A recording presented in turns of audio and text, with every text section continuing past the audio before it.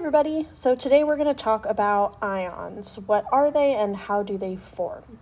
So I have opened the PhET simulation for the Build an Atom lab, and we've seen this before in our class.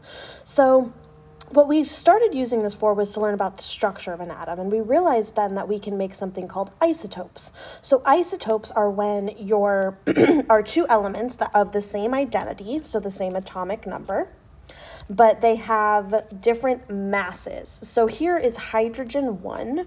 If I make my atom neutral, I'm going to have one proton and one electron. And notice my mass number is 1. So this is one isotope of hydrogen. If I add in a neutron, my mass number changes, but my identity remains the same. So this is another isotope of hydrogen. This is hydrogen 2.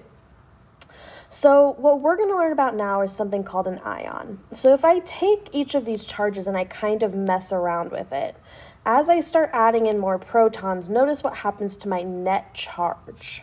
My net charge starts to increase. I'm going positive, and now I have the little orange word up at the top that says plus ion. So if I start adding electrons in, notice what happens now. My charge starts decreasing again, and I go back to a neutral atom here. So what this is showing us is that we can make an ion when we have some imbalance of our charged particles. If I add in neutrons that have no charge, I don't change the net charge at all in this ion. So let me start this over. Let's say that I want to build, again, a lithium atom. To make a neutral lithium atom, I need the same number of protons as I do electrons. If I want to form an ion, let's take a look at what happens when I remove this electron. Now I have a positive sign there. Okay, let's go back to neutral. Always start from neutral, and I'm going to add another one in. This time I now have a negative ion.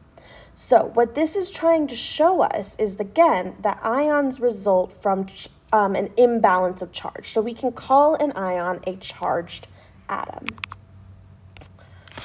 So an ion is, again, a charged atom.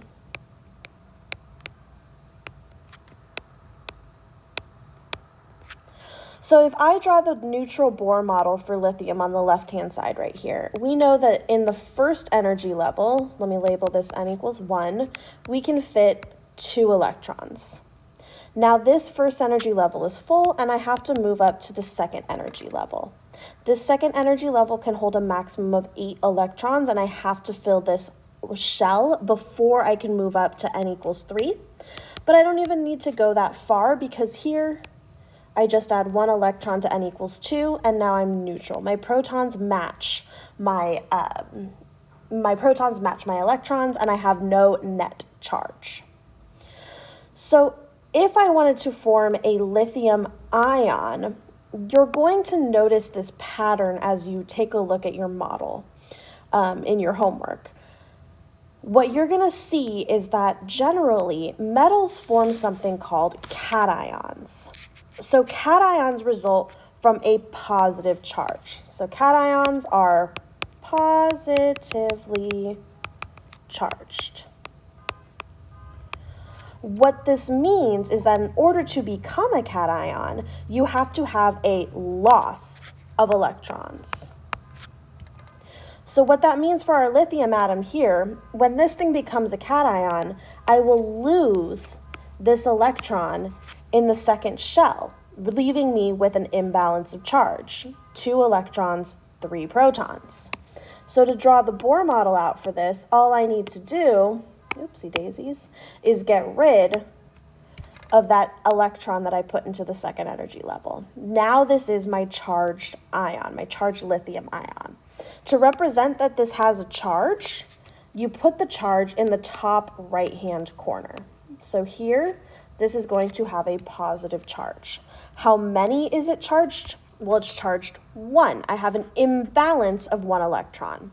If I take my 3 protons and subtract out the 2 electrons I have, 3 protons minus 2 electrons, this gives me a net charge of 1 electron. Because I've lost this electron, I now have more positive charge than I do negative charge, so my overall charge is plus 1. So let's take a look at another example. This time I have 8 protons. Take a second to identify what that element is on the periodic table. All right, so hopefully you found that 8 is oxygen. So if I want to start with a neutral atom here, I need 8 electrons. So I'm going to fill 2 into my first shell, then I'm going to go to my second shell, and now I have 4, 6, 8. So here is my neutral oxygen Bohr model. So if oxygen is going to become an ion, there must be a gain or there must be a charge imbalance. So oxygen is a non-metal atom. What you're going to notice is non-metal atoms to form something called anions. So anions are negatively charged. In order to become negatively charged, this must result from a gain of electrons. So when oxygen becomes charged, it's going to steal electrons from another atom. And those electrons will come to fill this second energy level in the Bohr model right here. So again, if I do a quick little math, I started with 8 protons, and now I have, I started with 8 protons. No, I started with 8 electrons. Sorry, 8 protons and 8 electrons. But now I had gained 2 electrons in. So if I subtract out my 10 electrons total, I now have a charge imbalance of 2 electrons. So because I have more electrons than I do protons, this is going to give me an overall charge of 2 minus. So I'm going to write that up in the top right-hand corner. So this would be the ion Bohr model for oxygen. So to give you a little bit of help with these vocab words, there's a mnemonic device you can use to help you remember the difference between a cation and an anion. So cations we can say are positively charged, like a cat. So cat ion is positively charged. Anions, unfortunately, are not as cute. The way that I can help you remember anion is by saying it is a negative ion. So you have an ion in the name, a negative ion, anion. So hopefully that helps you remember the difference a little bit. So notice in these two blanks right here, I'm only talking about gaining or losing electrons. So when you make an ion, they're only going to form when electrons are gained or lost. What would happen if you changed the number of protons, our other charged particle? Well, it would change identity. So when you're making an ion, it's not the same thing as an isotope. Isotopes have the same identity, but there's a different mass. Ions, you have just the singular atom compared to itself. Does it have a charge? Does it not have a charge? If it has a charge, it is an ion. If it has an imbalance of more electrons than protons, it will be an anion, negative. If it has more protons than electrons or less electrons than protons, it will be positively charged, a cation. So we saw this table when we were taking a look at determining information from an isotope symbol. So we can do the same thing here with an ion now. We're just adding on the charge in the top right-hand corner. So let's take a look at our first example here. This is a nitrogen isotope. In order to determine its atomic number, hopefully you remember we look bottom left-hand corner. So the atomic number for nitrogen is 7, which also means that this has 7 protons. To determine the mass number, you look in the top left-hand corner right there. So that means that our mass number is 14. To determine the number of neutrons, we take the mass number and subtract out the atomic number. So 14 minus 7 is going to give us 7 neutrons.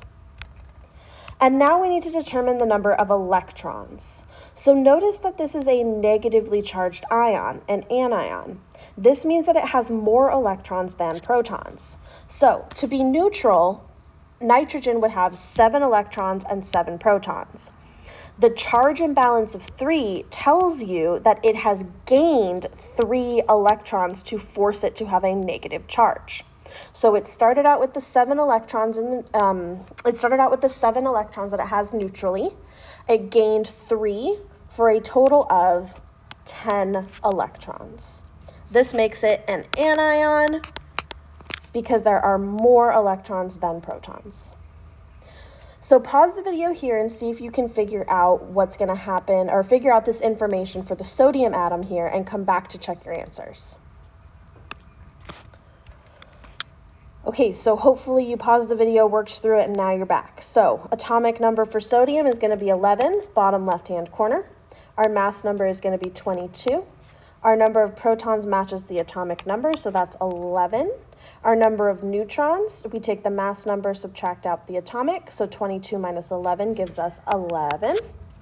This has a positive charge, which occurs from a loss of electrons, which means that we had the 11 electrons neutrally. We lost one of them to now have 10 electrons. So this is going to be a cation, left over with a positive charge.